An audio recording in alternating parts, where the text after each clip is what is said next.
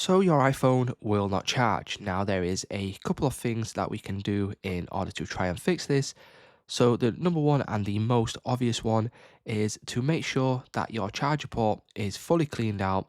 If it has got any dirt or debris in there, that may be the problem why your device is not charging. So you want to make sure that this is cleaned, and once it's fully cleaned, if the problem still persists, the second thing that we can do is head to settings, and then if we go down to battery, what we now need to do is we just want to look at our battery health.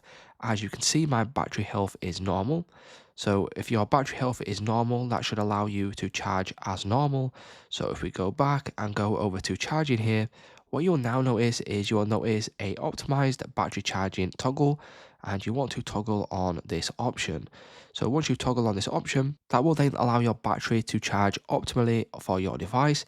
And here at the top, there is a charge limit. If we put this up to 100%, this will charge your device to 100%, but this will also deteriorate your battery a lot quicker on your device. Now, if this is not working, none of these options, the third thing that we can do is head on back to the main settings page here, and then we simply want to go down to general.